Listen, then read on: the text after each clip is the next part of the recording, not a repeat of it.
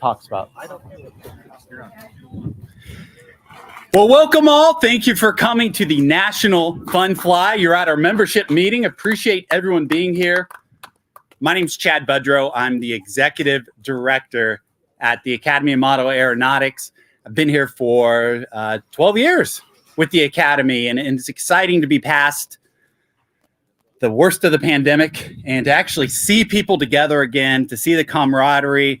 I think people like James, who helped buddy box and solo some people out on Site 1. It was exciting to see a lot of activity here at Site 3. It's a lot of activity on Site 4, but let me just give a quick snapshot of the hobby just this week.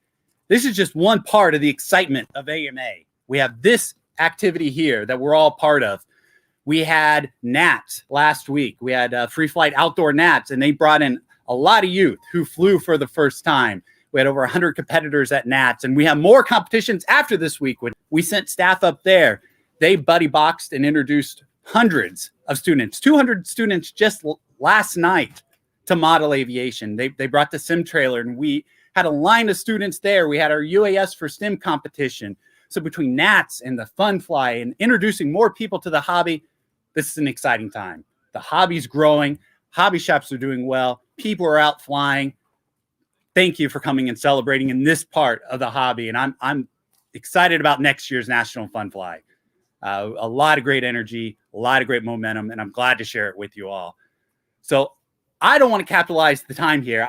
We have our executive council up here. We have some staff. We have a lot of great information to pass along. We are live streaming, so you'll see people come up here to talk. So people who are live streaming can watch at home, because this is a membership meeting. And with 180,000 members, we want to make sure everyone can be a part of that. So I'm going to turn it over to our president, Rich Hansen, to talk on behalf of the council and to introduce each district. Rich?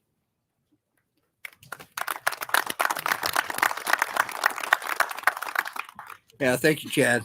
I've been told I can't touch the mic, but I'm going to break the rules right off the bat, but I'll try and stay in frame.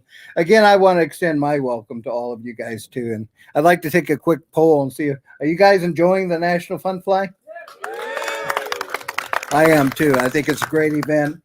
My hat's off to Randy Cameron, who this is kind of his baby and his idea. He'd like to see this grow year over year. And I think we're seeing that. And as we make plans for 2022, we'll try and make it even bigger, better, and more exciting for everybody.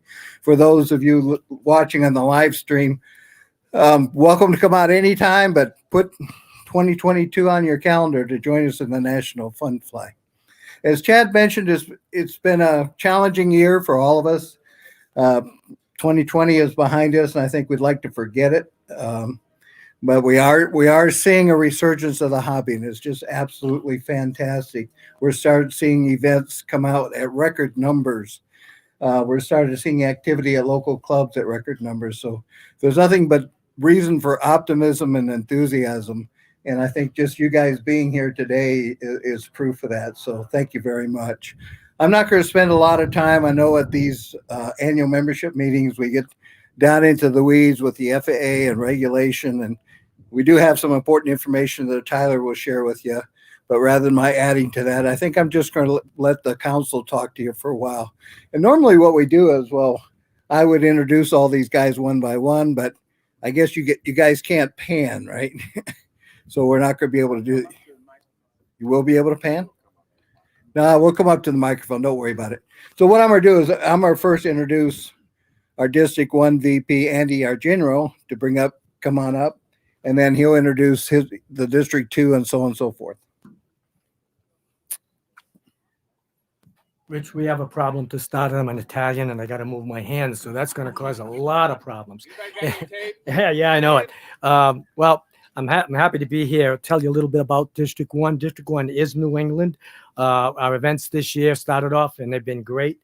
We've had competition events. We've had non-competition. I've been to FJ5 events, soaring events. And instead of like last year where the events were limited to just a few members or limited to just the clubs, this year they've been open to everyone. In our district, we do a number of aviation air shows. That's not that we participate in the air shows to help raise money for charities. Part of that involves us setting up and promoting the sport of aeromodeling. And we do get an opportunity to do demo flights at these shows. We do about 8 a year. This year, of course, they were canceled last year. This year, we do have one event that took place. It will take place, and it'll be in New Hampshire at the Steve, what is it? What airport? Air Force Base. Oh, Pease Air Force Base. Normally, like I say, we do 8, and we do them because we do get to promote the sport of aeromodeling to an awful lot of people, sometimes 5,000, 6,000 people in the weekend. And so I'll stop at the one event that we did 2 weeks ago that I thought was quite new and exciting. We had 2 clubs down at the Cape hook up with an organization called Heroes in Transition. And they represent veterans who may have ADSB or other problems, and coming back from the service, they're looking for them to have recreational activities they can engage in. On their list were activities like sailing, hiking, fishing, equestrian, and it was family type events. So this club, 2 of our clubs, I'd like to mention them. One of them is being the Discover Flying RC Club down the Cape, and the other one, it was the Otis Club. They partnered with this HIT organization, and we put on a terrific event for them. We had over 100 vets there and their families. They all got to fly. We did our best with buddy boxes and flight simulators, and they were so excited. We got their district directors on the box. 2 of them would join the AMA or plan to. We gave out 20 different 90-day chat. It was 90-day, I believe, certificates. So these members, new vets, will be able to do it. And so we want to continue with that. I've used up, as usual, my time, right? More than that. And if you want me to keep talking so the rest of you guys don't have to say anything, I can do so. Nah, okay. So I want to introduce Eric Williams. Come on up here, Eric. Thank you, everybody.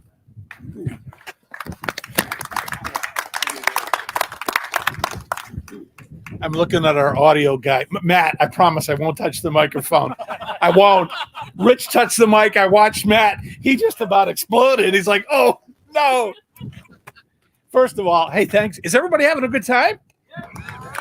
All right. It's great to have everybody here. Our members come to our International Aeromodeling Center. And, you've seen Chad, some of the other folks that actually work here. And they work day in, day out, and they, deliver things we need, our magazine, our member services, our website, all kinds of stuff, and they do a great job. And we really, could you please give them a round of applause, because they're hard workers. But the thing that I also want you to be aware of, and I'm going to ask one of my AVPs to come up here, Mike, and give me a hand with this. So, a lot of the work happens by volunteers. And, thousands of volunteers. You see the executive council here. We don't get paid. We're happy for what we do. It's the love of aviation. It brings us the joy to be able to do this. We have our AVPs that help us with this. I need you to hold something here in a second. And I do. And if it weren't for them in the districts, working with clubs, helping answer questions, do work for us, we couldn't get it done. And so we owe them a great debt of gratitude. Now, I'm going to ask Mike to come over here, and I got to tell a quick story about Mike.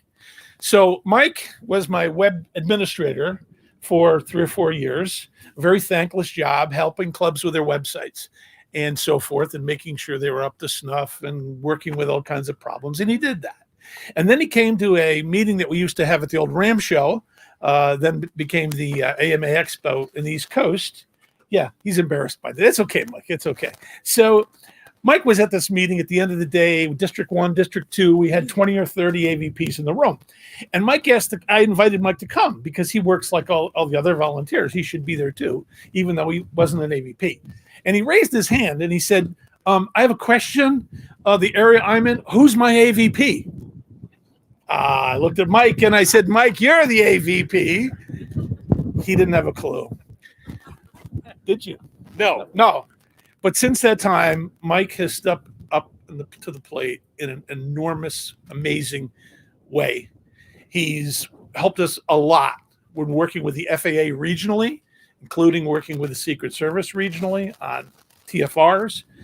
He's worked with Homeland Security and representing District 2 in some meetings we have there.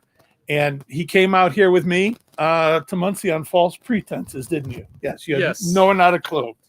So without further ado, I want to present this AMA Superior Service Award to Michael Wong. And it's for essential contributions and innumerable hours of dedicated service to District 2 and AMA members throughout the United States that will benefit model aviation for future generations. Thanks, buddy. And I would have said Andy would have relinquished some of his time, but it took too much. Andy took too much time, so we couldn't do that. Thank you. Great job. One quick thing. I want to thank my wife for putting up with this.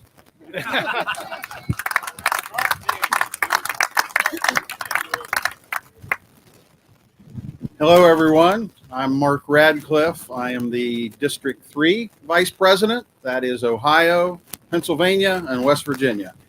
I've been walking these flight lines, and I've seen a whole bunch of our members. So I appreciate the folks from Ohio and Pennsylvania and West Virginia that showed up. Just wanted to mention a few things. The events in District 3 have been going fantastic. It just seems like, the pandemic was there, everything shut down, and now that we're releasing and getting back into the zone again, everybody's just not hesitating, and they are throwing their events, and the attendance has been great. So I've been to a lot of events. I've got a lot more to go to, and I hope to see you there. One thing we did with our in District 3 was we have redesigned our website. Websites are still pretty important. And one of the things that's nice about our website, you can go on there and you can get some district information. We're trying to feature events, and we can also it ties into the AMA website for events. So if you want to see, well, what's happening next weekend in Ohio or whatever, you can easily see that information. So that's all on our website. I hope you'll take a look at that sometime. One thing that really is good to know for District 3 is we were privileged to get a lot of flying site assistance grants.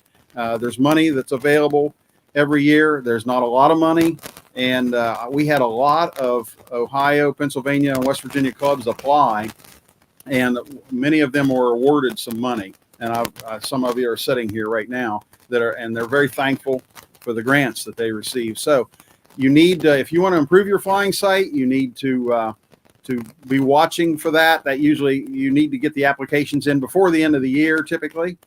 And so that's an important thing. And there's money available there to improve your site. One other thing that I'd like to see get more popular is the TAG program, Take Off and Grow. And that's simply an event. You have an event and purchase trainers and do buddy boxing and have open house at your club. There's money available for that. There's like $2,000, and we only had one application this year. So there's money out there that can help your club grow. So I would $2,000 per district. Yeah, sorry. And so I'd like to see more of that. Again, only one club applied, and they got some money to have a nice event, but there's money there that is available. So again, thanks for coming out to this. I think it really has grown, and it's going to keep getting bigger. So we'd love to see more of the District 3 members and just members from all over the country. So thank you very much.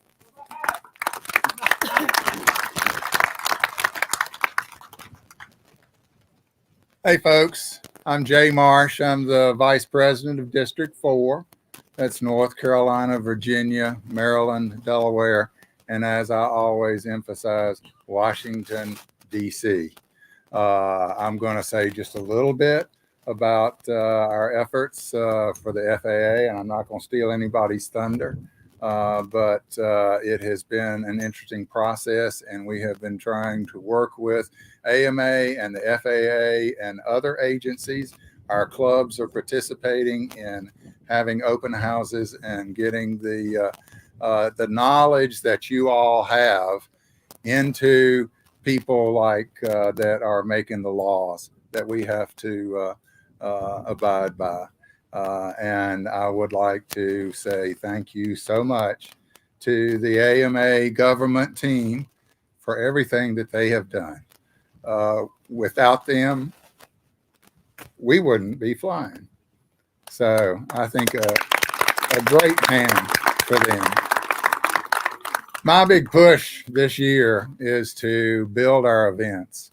And I want to do this with the clubs and get club to club interaction.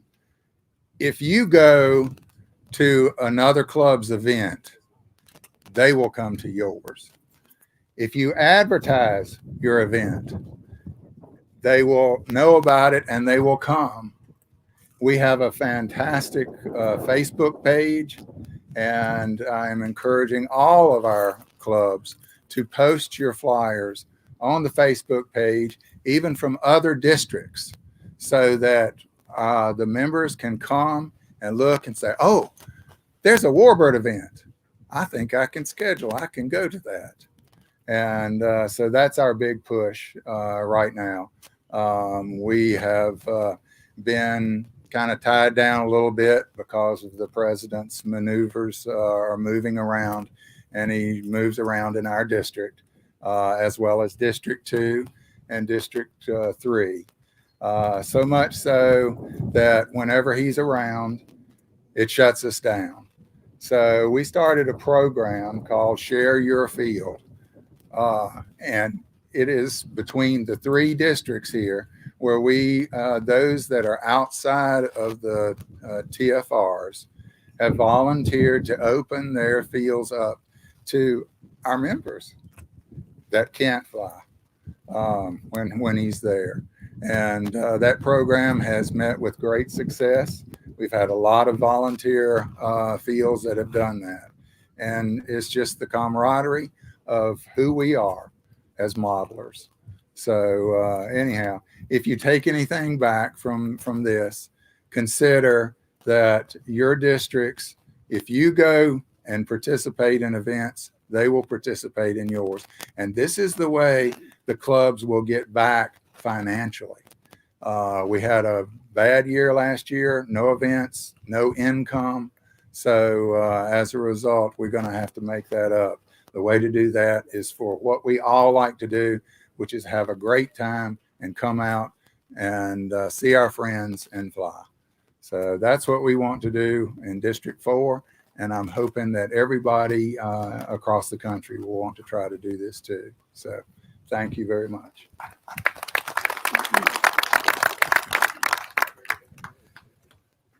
Andy Griffith from District 5, Florida, Georgia, Tennessee, South Carolina, Puerto Rico, Virgin Islands, and Mississippi. So southeast, where it's hot and humid, and it's 109-degree heat index where I came from today. So I'm happy to be here. If you're from District 5, welcome. Anybody else, welcome as well. I just got one thing I want to emphasize, and I write about this in my column, but now that I got a wider audience, be the person you want to be the first time you pull up to a flying field. Not everybody in the world is a certified Walmart greeter, but if you see somebody that's pulling up, don't be cliquish and standoffish. Say hi, ask them if they have any questions. I did that 5 or 6 years ago to a fellow that had been flying in a park, and they got kicked out, and he's going to be the best man at my wedding next year. So you never know, you might actually make a friend. That's all I got.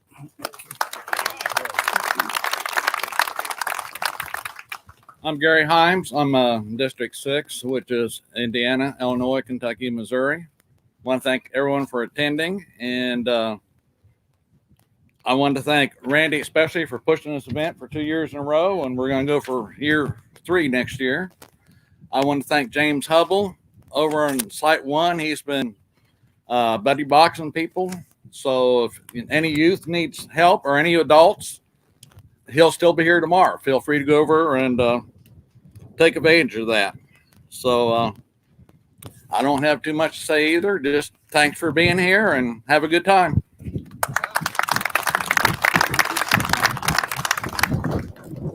I'm Lawrence Harville, District 8, and I can barely reach the microphone since it's a stretch. I cover Texas, Oklahoma, New Mexico, Louisiana, and Arkansas. There are literally hundreds of events every year in District 8. So if you guys ever come down south, come on down and play with us. We'd enjoy having you there. I don't have a whole lot to say because we're just going to keep on moving on. But this is a great event. This is really a great event. So that's it.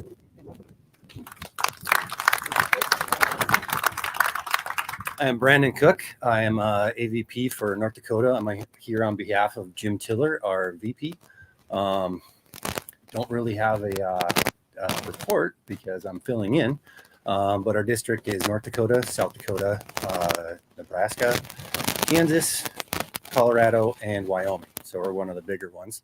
I do want to say thank you for everybody coming out. I want to say thank you to Randy, especially for holding this, doing all the work, putting everything into it. Volunteers. It's just nice to have an event with decent weather for once. And hopefully if I survive the winter, I will be coming back next year. So thank you.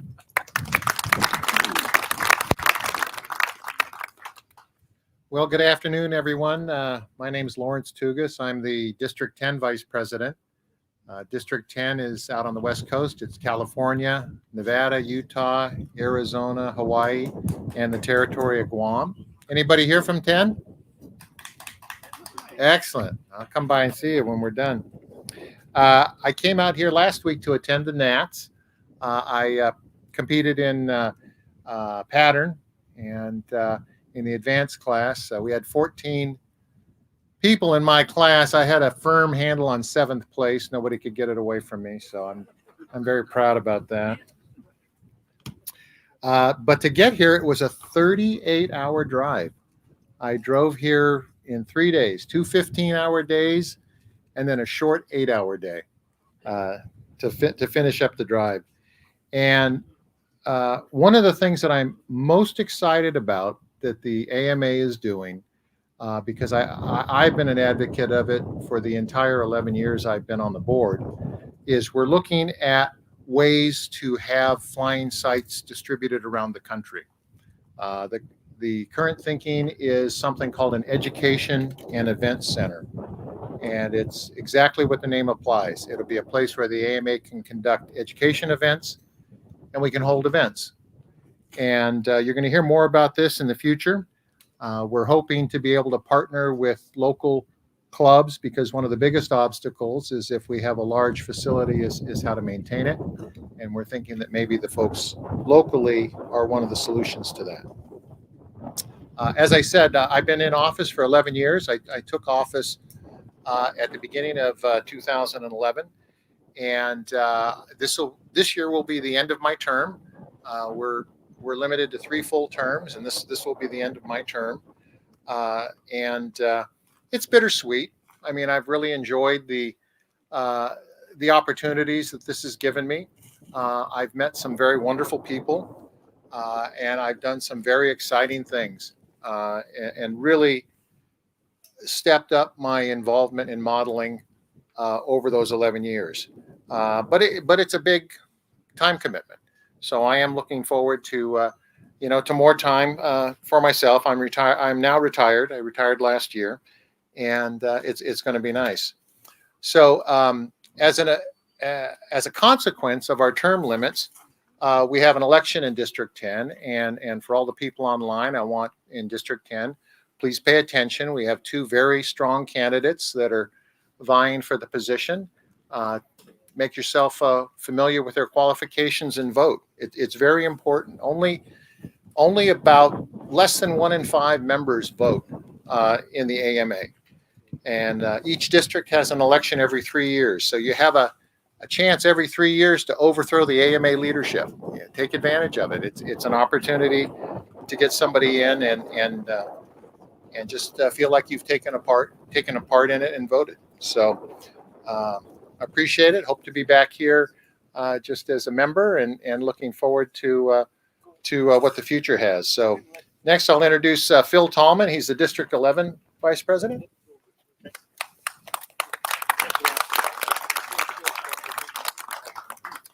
So as Lawrence said, I'm from District 11. That's Washington, Oregon, Montana, Idaho, and Alaska. So it's a big district. We are a long ways away. I don't know. It didn't take me 39 hours to get here because I flew, so it was a lot faster. We've been having events in the district. Things are opening back up. I had a jamboree the second weekend in June, kind of like this, only just for the district, and it was well attended. Still pretty early, where our state was a little slow to reopen, so it was right after reopening. So good attendance, and I think it'll keep to grow. I've been to a lot of events in District 11, so everybody is back doing their thing, and things look great. I want to take a second to shout out to Gov too, because we've had several clubs that were restricted, and the work that Tyler and his team has done has allowed them to go back to operations like they used to. I have a club that has a 2,000 foot altitude restriction now, which is kind of hard to say it's a restriction. Yeah, it's an allowance. We have another club that operating on an active airport that because of this team, they've been allowed to continue to operate.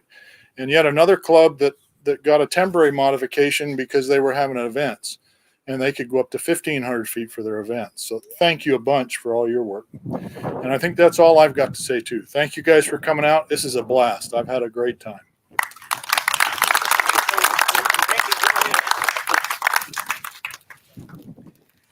Sorry I'm a little late. I had a problem with my wing here.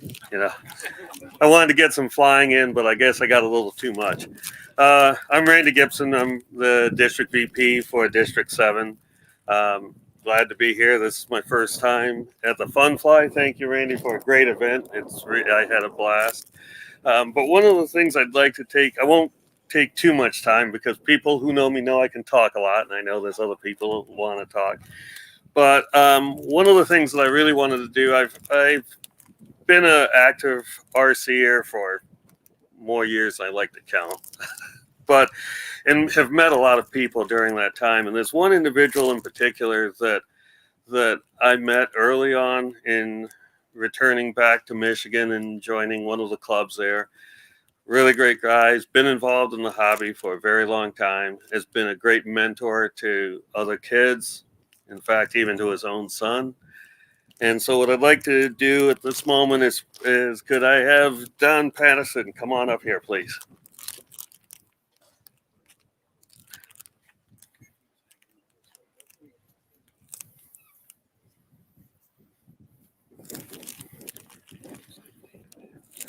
Hi. Don, on behalf of all of us, we'd like to present you with the Superior Service Award. For all of the time and your dedication to the hobby, I'd like to present this to you. Thanks very much. You might have to help me here, sir.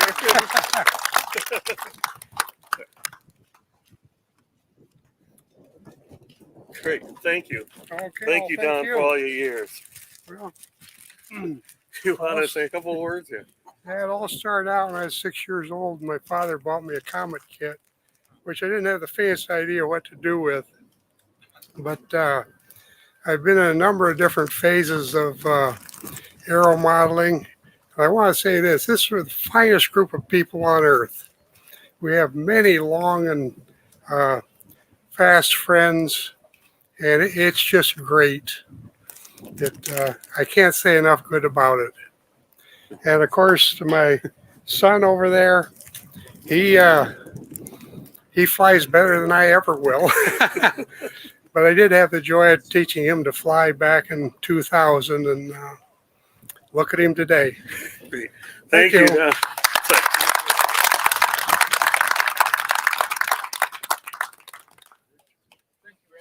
Thank you, Randy. I'm Randy Cameron. I'm the Executive Vice President for AMA, and I have kind of put this Fun Fly together, and it's just grown by about 30%, and I'm so excited about it, and we're going to do it again next year. We had 116 pilots here today, and I'm pretty proud of that. It's, like I say, about 30% more than we had last year. And thing we added this year, too, to the program was swap meet, or swap tables, and we had about 30 tables sold, which is great as well, and that'll grow, I'm sure, as well. And I'd like to thank the sponsors for the event, and it's AJ Aircraft, Horizon, Newbie Drone, JR Pro, RCPilot.com, Hobby King, AMA District 6. I won't forget you. And Toledo, the Toledo RC Swap Meet. Henry, thank you very much for your sponsorship and help with everything. And lastly, I'd like to talk about volunteers, and there's one volunteer in particular that I'm really excited about and proud of, and we've reaped some benefits from it, and that's Mike Barbie. He's a scale guy. He's one of the scale gods, I think, and he provided us two 20 by 40 roughly concrete pads that are on Site 4 and Site 3, and they're going to make our lives a lot better and easier in the future, I'm sure, and improve our flying facility. And that's all I got. And Chief Financial Officer, you like to say anything? Thanks, Keith. So thank you, and thank you for a great fun fly, Randy. This has been a lot of work, and it's come off great. Again, thank you to Mike Barbie for his donations. You know, on the finance side, it's pretty simple. It's money in versus money out. The money in side has been improving and looks really good. The money outside, there's been a ton of work to become extremely efficient, cut expenses, make sure that every dollar we spend is being spent on something of value, and it's going to return to the modeler, return to the member. So Chad's not behind me. Chad has done a tremendous job with this. You know, everybody at headquarters has done a great job. Vicky, our comptroller, has been just wonderful working with all the legislation that came through last year and this year. She was fantastic with that. So thank you to her. And most importantly, on the money in, thank you to all of our donors. Kelsey will talk here about the foundation. The foundation is doing great. You know, you pay your membership fee and, you know, you get your benefits for that. But organizations like this really thrive more on, you know, what else comes beyond that. You know, it's the donors that help. And if you don't have money to donate, you donate time. You know, you volunteer on that side. There's two ways to do it. And if you really want to, you donate both. So that's it. Thank you.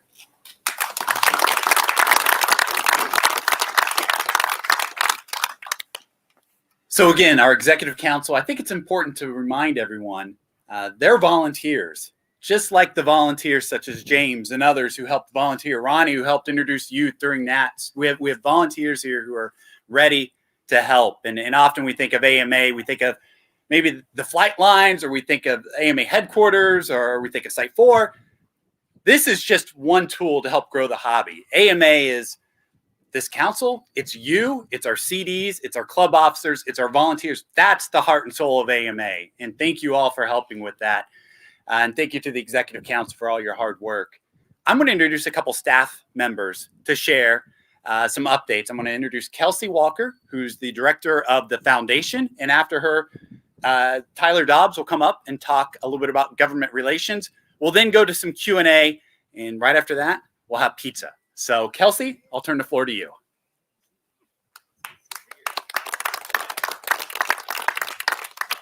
Hey, everyone. So if you've ever donated to the foundation, to AMA, raise your hand. Ever in your life?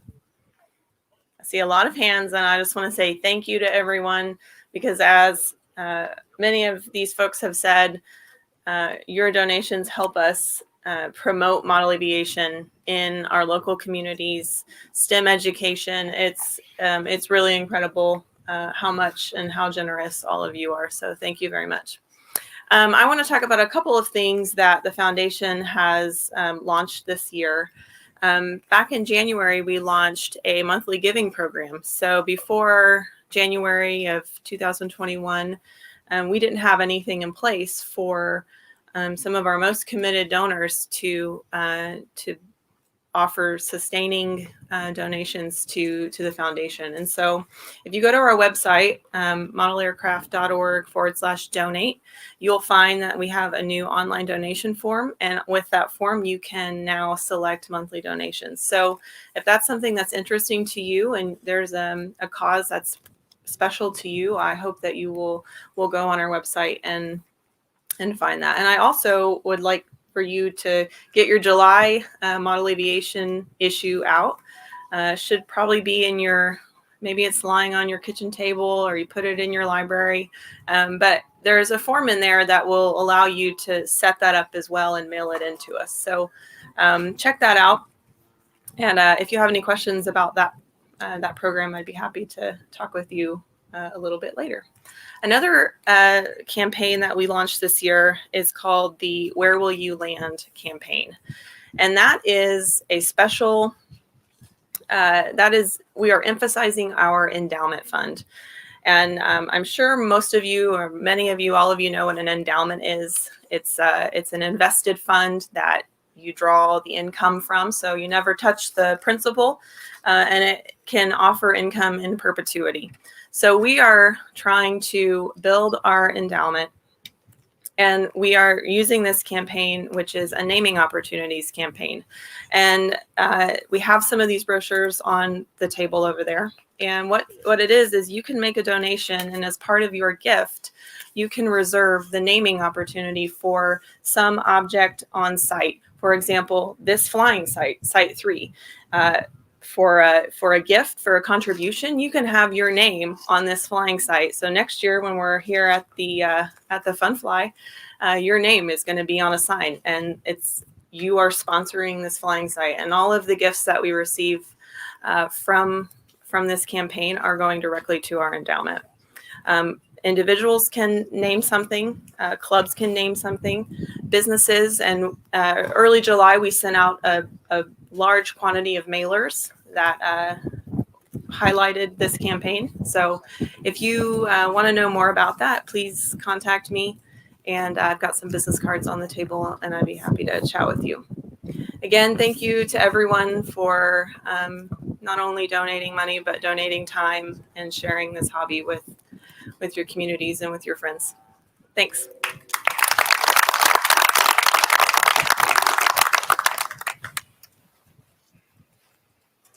Hello, everyone. Tyler Dobbs, Director of Government Affairs. You may see that on a porta pot next year. Naming rights, but no. I saw it yesterday. Great event, Randy. I was at Oshkosh earlier this week and came back early to be a part of this, and I'm glad I did. This is awesome. So nice job. Brought my cheat sheet here. I want to get through some of the things that the Gov team's working on, but I want to leave time for questions. If anybody has any specific, you can ask them here, or I'll be around after, so feel free to come up to me at any time.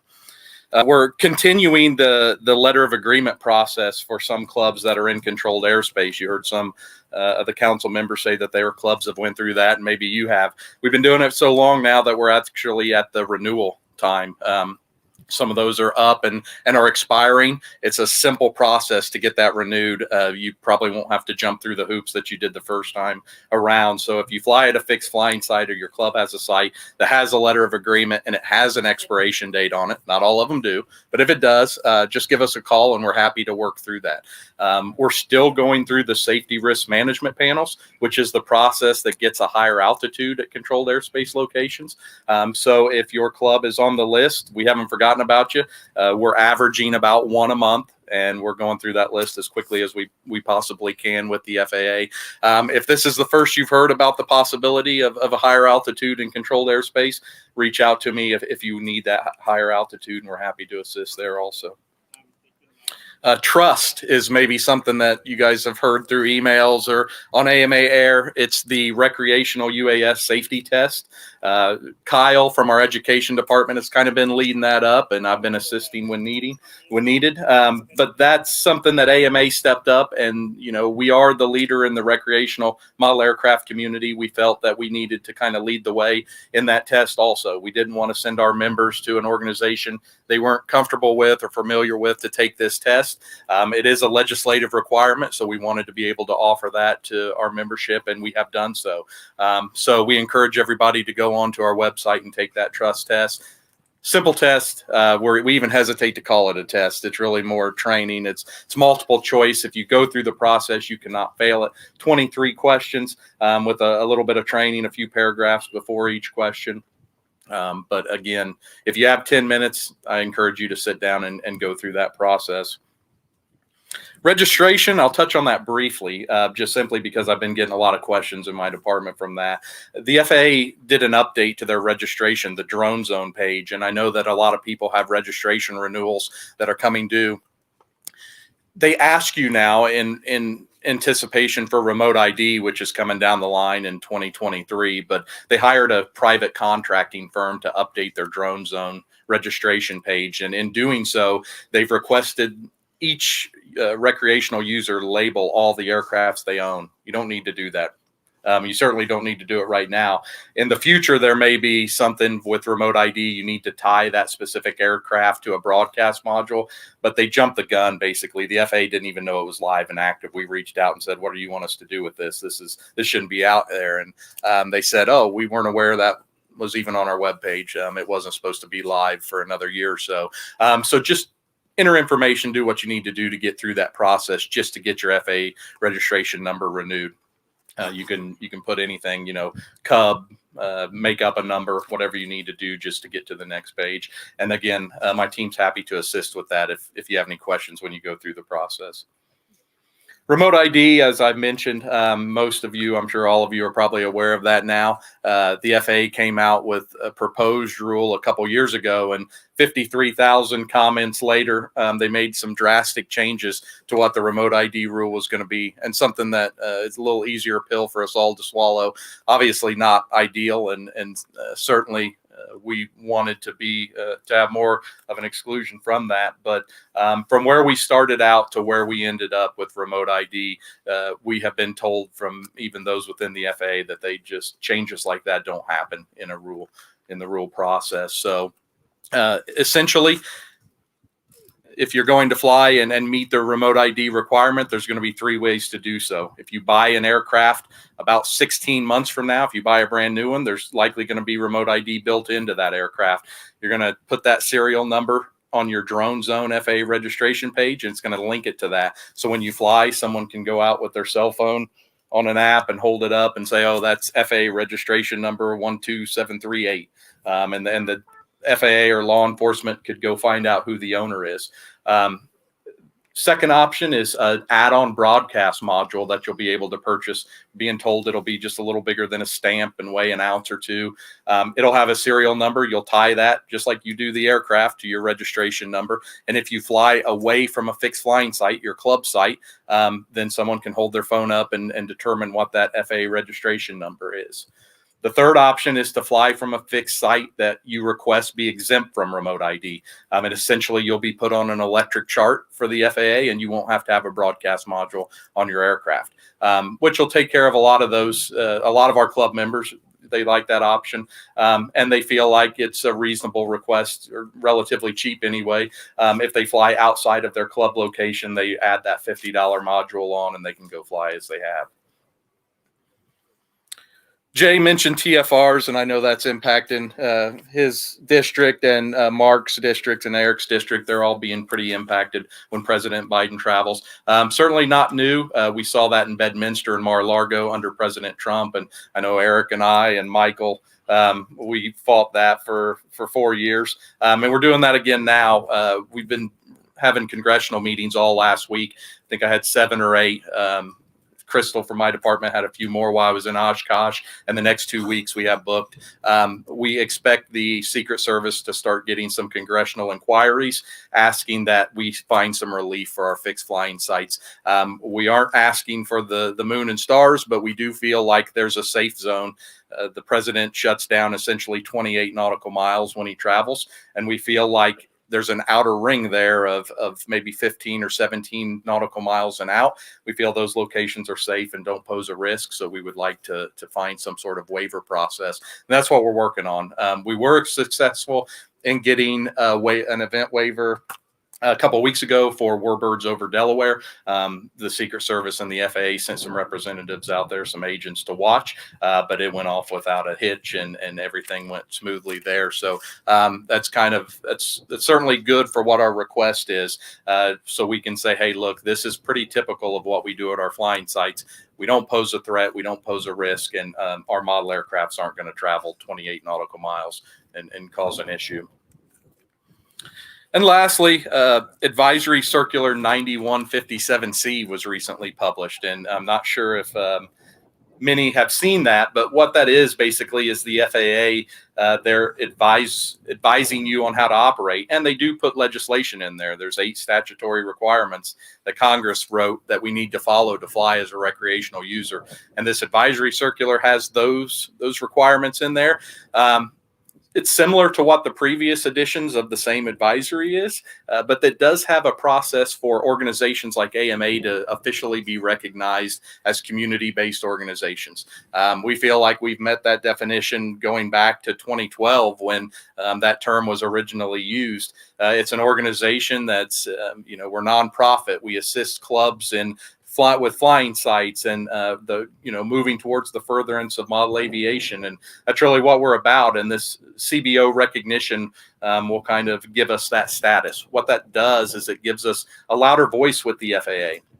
Those 8 requirements can be updated by the FAA when they deem necessary. But to do so in the future, once we're recognized as a CBO, they have to bring us to the table and say, look, we feel like some of these requirements need to be updated, and we want to work with you to start updating those. So it's not just the FAA saying, you will do this in the future. It's, we want to get to this end goal, and we want to work with AMA and others to find a way to do so we can all, live relatively happily or equally upset, one or the other.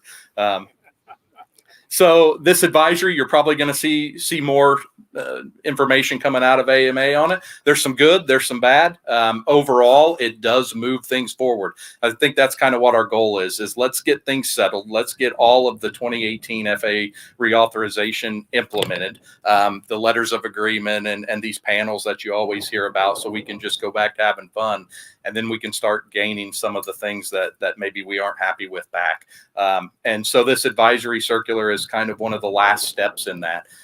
We have FAA reauthorization coming back to Congress in 2023, which will kind of be our first opportunity to start going back and saying, hey, this just simply isn't working. We would like to see some changes here.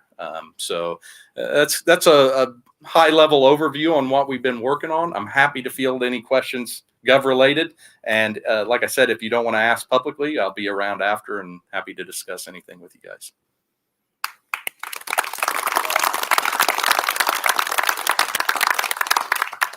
Connor, you got one. Oh, over here.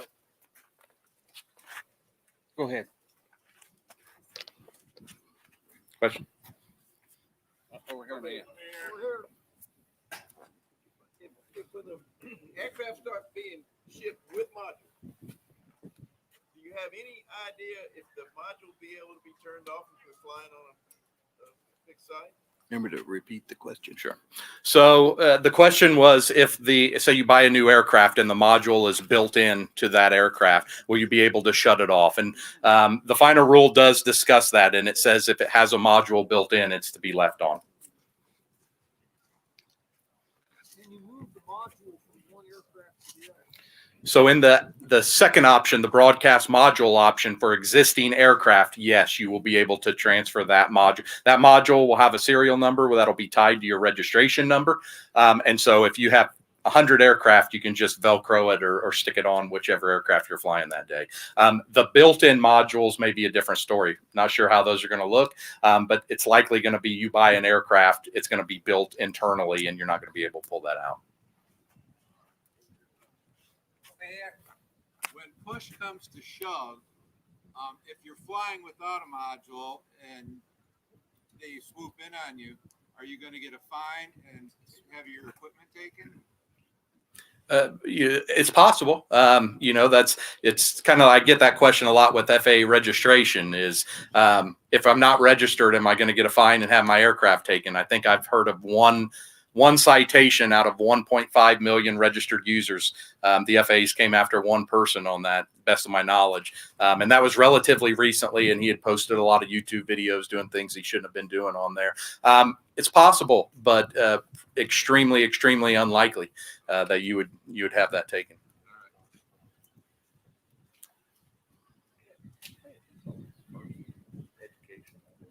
Any other questions for me? Yeah, I got a question. All right.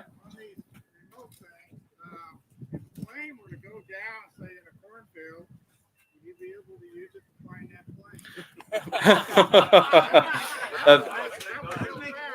Maybe. I think that he said if you have a module on your aircraft and the plane goes down, are you going to be able to use your phone or to locate where that plane is? And I think that's possible. I think that, a lot of this will be in the developer's hands. They'll have standards they have to meet for the remote ID requirement. And they'll have to go through the kind of the governing body of those standards to make sure that those are up to par.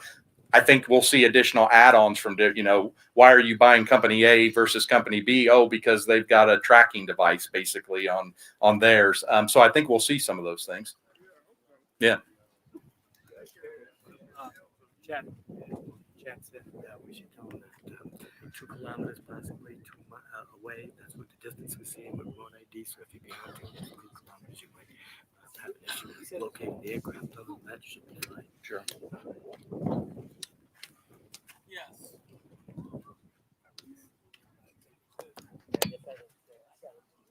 Does somebody else have any other questions?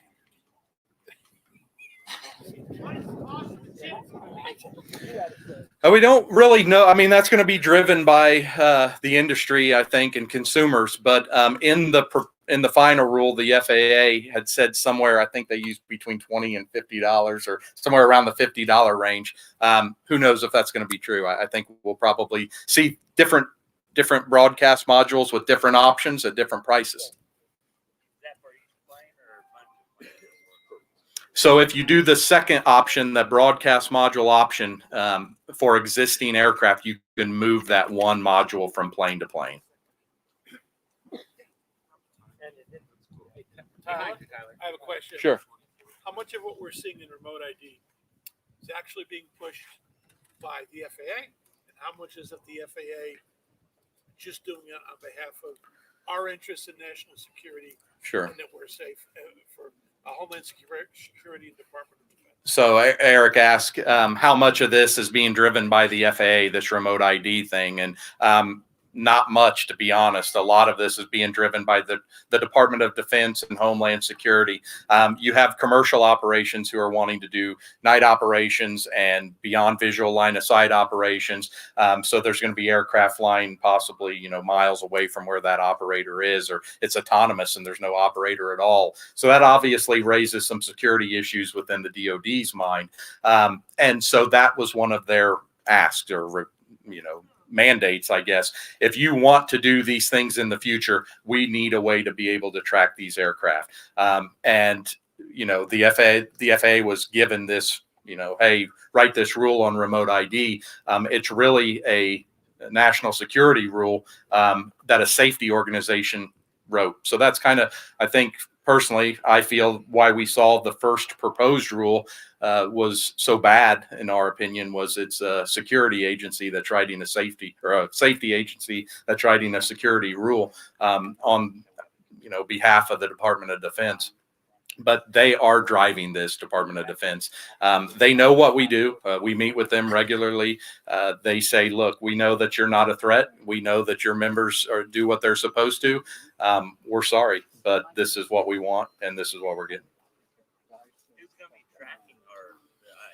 So it's just going to be in the airspace. It's going to go through Wi-Fi, and it's going to be able to be read by just a standard smartphone.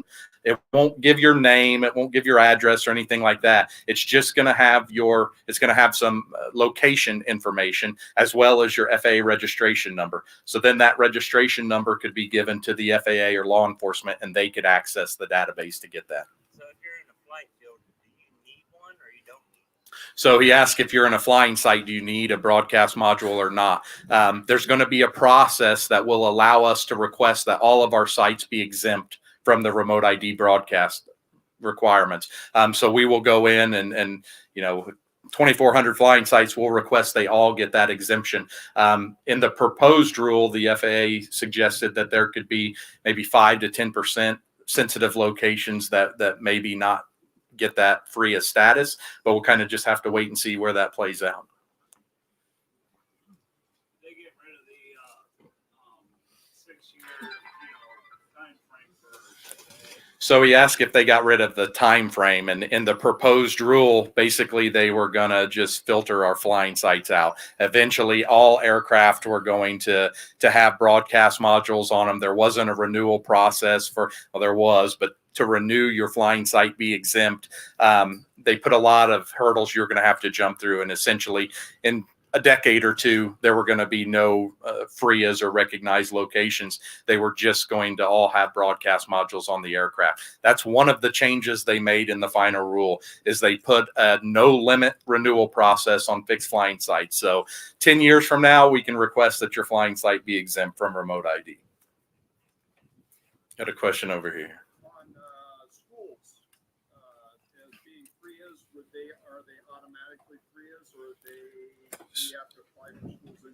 So he asked if schools were automatically FRIAs. They will not automatically be FRIAs. We'll have to apply for that. That's something back on January 1st of this year, AMA worked with Congress and got an exemption in the Department of Defense bill that allows recreational operations be done under recreational rules. And we kind of saw that transition into the final rule on remote ID, and that there's only two groups that can request a FRIA site, an exempt site from remote ID. And that's community-based organizations that I mentioned earlier, and educational institutes.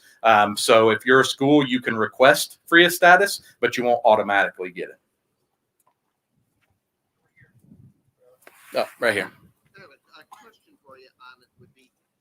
If you have if you buy a Type 1 aircraft manufacturer that has the ID, or if you have you buy the module, if you sell either, is there going to be a means to be able to edit the data that you would enter into the FAA database so that you could Sure, no. It happens nefarious that you don't get caught with it. So he asked if once you buy an aircraft or you buy a module and you tie that to your registration number, then you sell it at today's event. What happens there? On the drone zone, you're going to be able to remove those broadcast module serial numbers so that it's no longer linked to your person. So if you have it in your truck and somebody steals it and goes out and hits the courthouse or something like that, it's not going to come back to you at that point. Or as long as you remove that serial number from that plane, it won't be an issue. But yeah, there will be a process for that.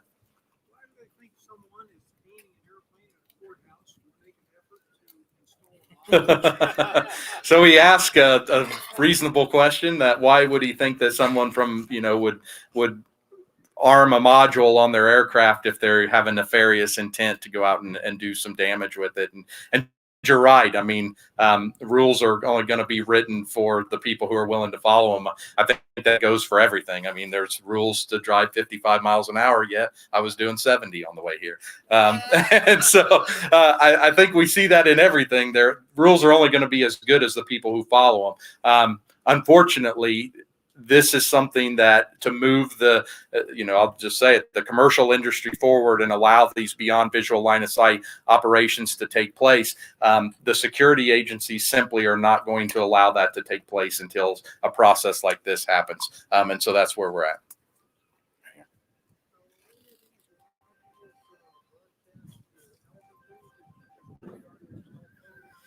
So we asked if the modules would broadcast the altitude.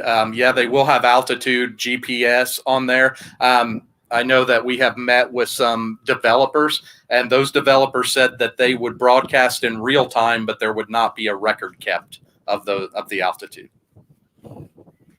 Right. So will there be, for those that only fly out of the sun, the new planes coming out, will there be an option to get it without if you don't need it? No, so he asked if new planes coming out, will there be an option for there not to be a broadcast module on it if you don't need it?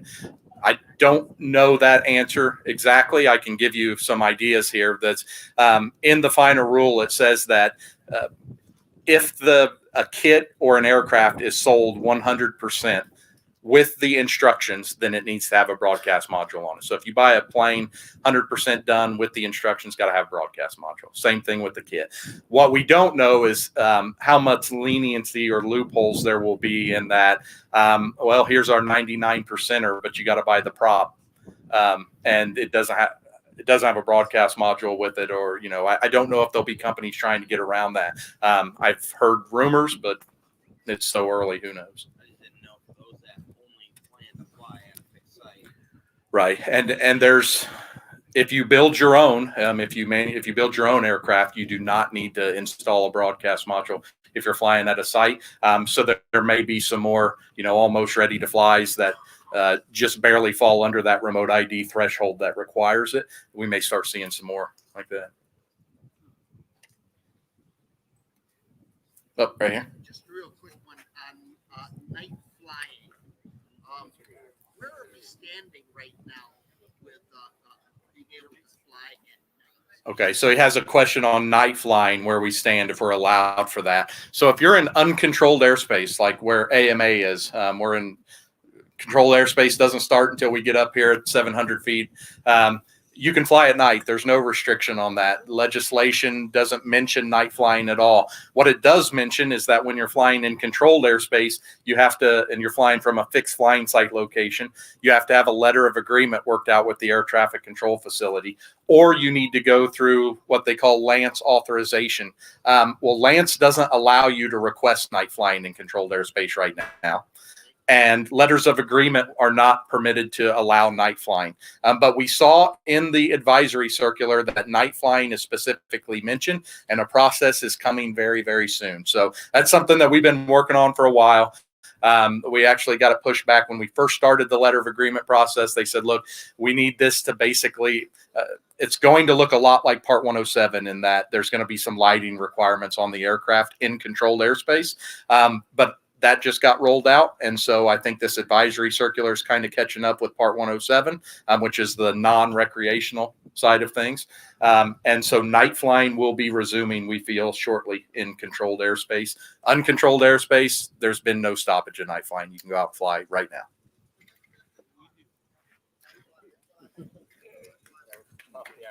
Good. Thanks.